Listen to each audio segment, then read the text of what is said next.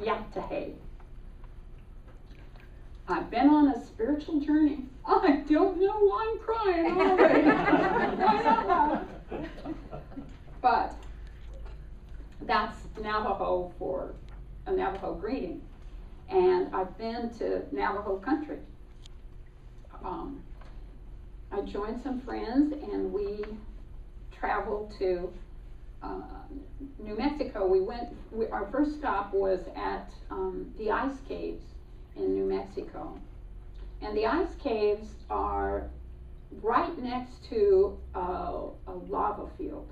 And they estimate that they're 3,500 years old. The lava acts as insulation, and the water from spring runoff and snow goes into this cave, and the temperature is a constant 31 degrees. So it has been frozen for 3,500 years. The Anastasi's Indians, the ancient ones, used it for a refrigerator. And they also used it for a hideout because the lava was so rough and so hard, it was hard for their enemies to find them in that area. So that was our first stop. And then we went to Cañón de Che, which is in Arizona, and Cañón de Muerta.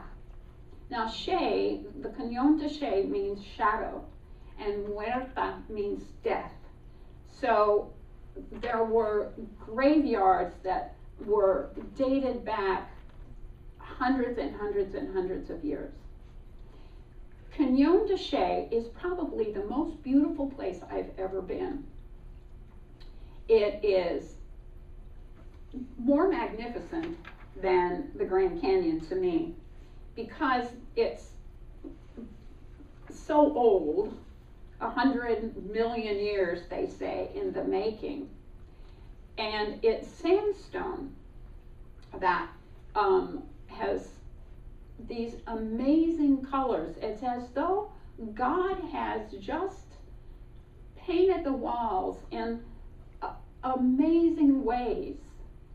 And so the Anastasis first settled there, and they created cliff dwellings, just these sheer, huge, high up, I don't know how high up they were,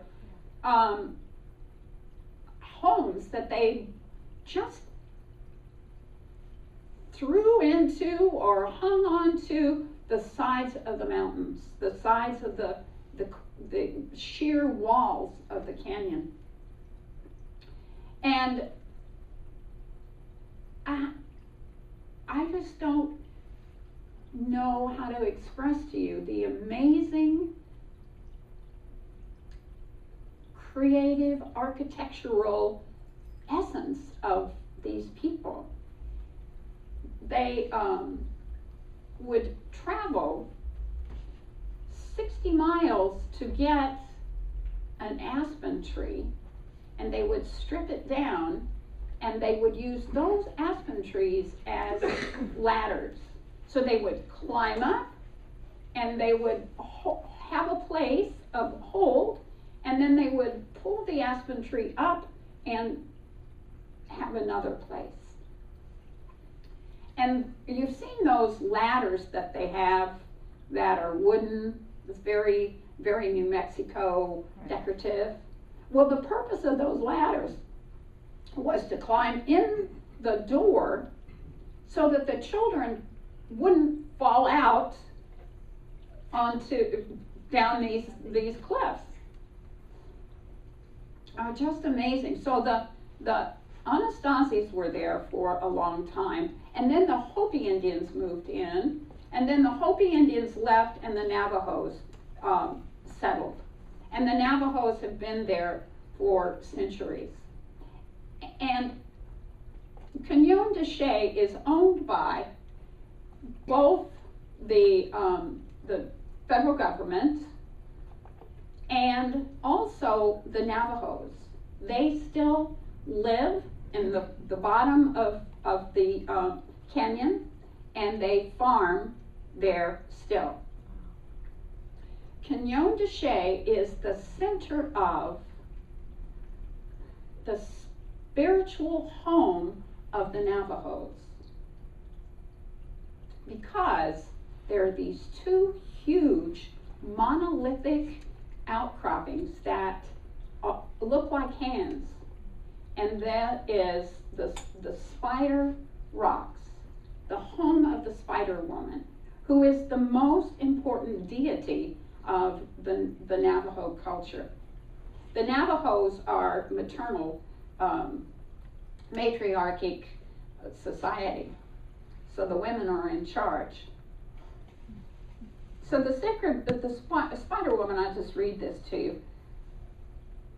She is the most powerful and sacred deity of both the Navajo and the Hopi. She sits in the middle of the universe, spinning her web, connecting all living life to each other. Spider Woman molded all animals and people out of clay, using her magical thread. She connected all human, plant, and animal life together so that everything is spun together in the intricate web of life. How close is that to the belief system that we have as far as religious scientists, that everything is connected and we are all interwoven? She taught the Navajo people to weave and to plant. She is the goddess filled with knowledge and wisdom. She taught life skills. She shows us that we are connected to all living things, and we need to respect nature in all forms. So the resilience and the fortitude of the Navajo people is centered in Canyon de Chelly, and these amazing monolithic hands that reach out from the ground. It's very awe-inspiring, and it feels very sacred. You can feel the essence of the sacredness of that spot. There's something about the quiet of the canyon and the power of the feeling of the antiquity of it all. So that was my sacred journey. And then I went to Las Vegas and met my grandson.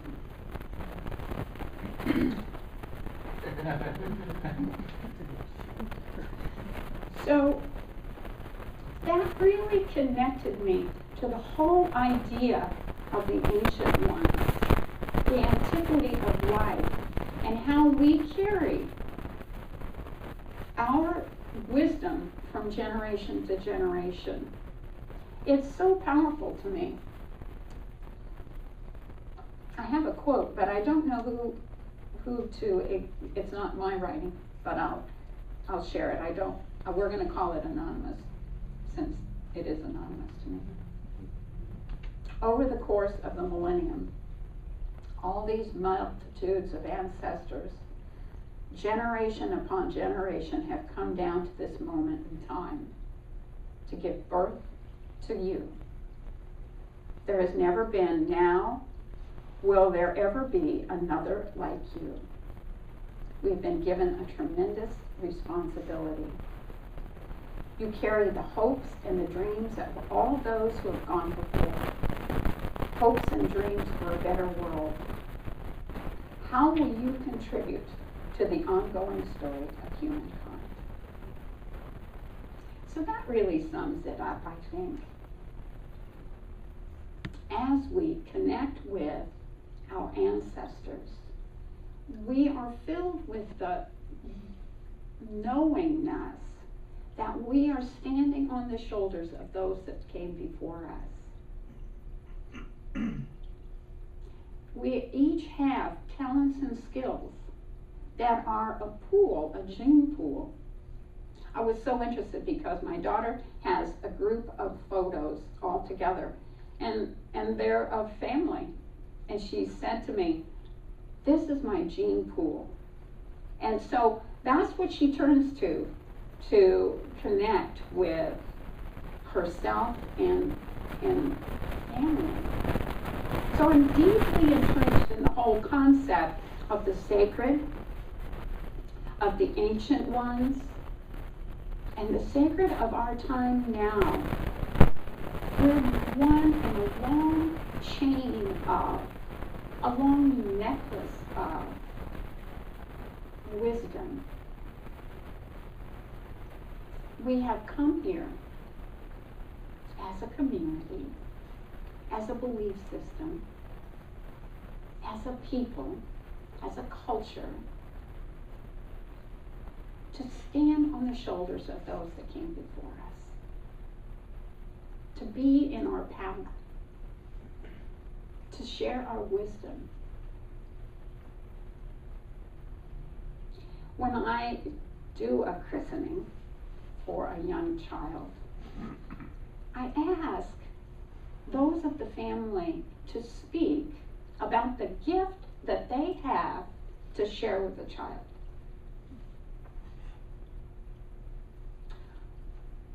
So I would ask you to consider, what is the gift that you have to share with those that are coming behind us? What is the gift that you are going to bring to those that follow us? Now, whether you have begat children or not is not really the issue. You are part of the lineage, and you have gifts to give to everyone. Because as Spider-Woman has taught us, as we notice from every major religion that we embrace in this teaching, all major religions, that we are all interconnected. There is no separation. We're connected deeply in our depth of our DNA with all who have come before and all who come after. It was really funny when I was looking for a gift for my grandson, whose name is Lyric, I might tell you. Lyric Shea, after my daughter Shea. I was looking for a gift for him, and I found a little book that said exactly what I am saying. I don't know if it was a coincidence or not. About how he, or we, each one of us, have come into this world with special gifts, and there will never ever be another you. There will never ever be another who has the package of generational wisdom, the whole collection of history of humankind. We are all interconnected. Our DNA is all from the same root. No matter what our ethnicity, no matter what our belief system, we're all interconnected. And we've come with gifts. We've come with wisdom to share. So I would invite you to give that some thought. What is it that you are called together by your genetic makeup to share with the world? What did you come here to give? I met with a shaman a long time ago, and he asked me to tell him about my grandparents. And what I shared with him was that my grandparents moved from Oklahoma to New Mexico. And they just ran out of steam in Roy, New Mexico. Never heard of it, have you? And I said they just got tired and they quit. And he said to me, then that's why you're here. That's the lesson that you needed to know. Never, never, never, ever, ever give up. Never quit. Because that is the history that you have been called here to correct. The story that you need to fulfill. So I would invite you to think about your family. What about your grandparents? What is the story behind your grandparents? And that's the clue for what the next step is for you. To heal. You know, they scientifically have proven that DNA, when separated, has a spin, and when it is, one part of it is spinning, the other part changes spin, changes direction. We are all so interconnected, massively connected, that when one part spins, the other part changes. So there is the belief in some cultures that we can correct the behaviors and the mistakes of our forebears. And that's really the essence of what I'm speaking of. We've come here for a purpose. Part of our purpose is for the next generation, and part of our purpose is to correct and heal the past for our forebears. So I'd invite you to think about that. I invite you to think about what gift you have, what you have to share,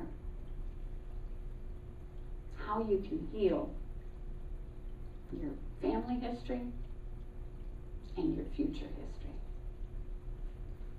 if that's a word. So that's what I brought back from my sacred journey.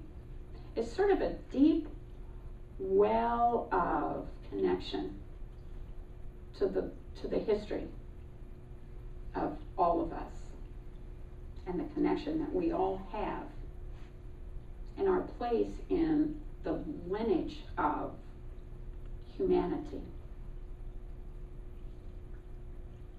So I love you all. Namaste. So I would invite the practitioners and the minister to stand with me and join with me as we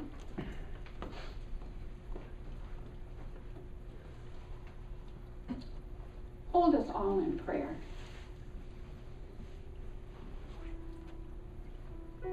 So in this moment, I turn within. And I invite you to do that with me. To go within to the place that we know is sacred and holy.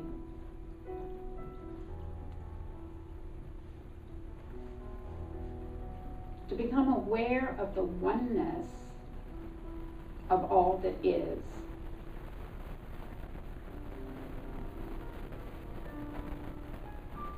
And to become aware of our connection with all that is.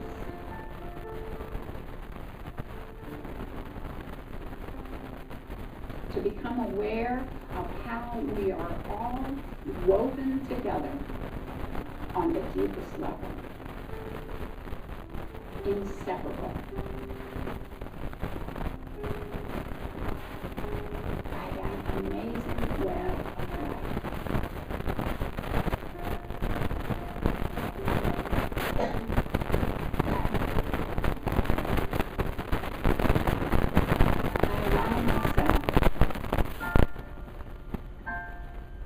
to feel the deep, rich peace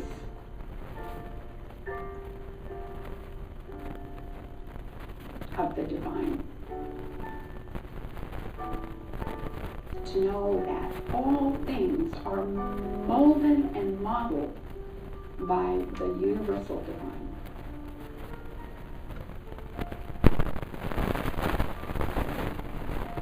Knowing that there is a deep memory of perfection. Anything that I have labeled as wrong, ill, unhappy, is only an illusion.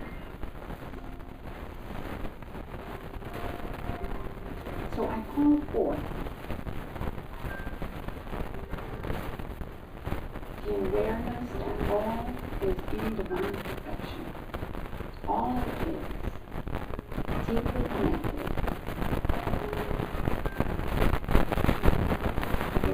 Basic level.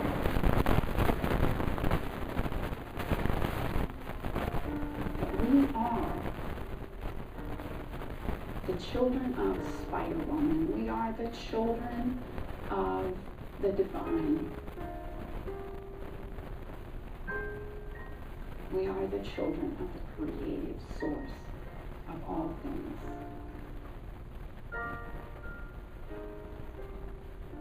And it is no accident that we are here. It is no accident that we are here together. So with gratitude, I step proudly and fearlessly into the flow of all humankind with a willingness to do my fair share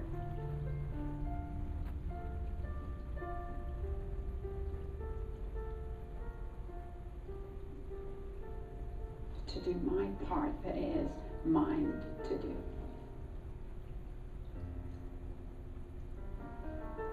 And so with joy, with peace, with excitement, with anticipation,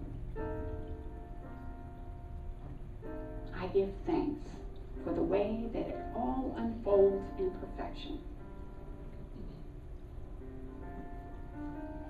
I give thanks to the divine for all of the good. And I invite you to celebrate that with me also as we declare it done.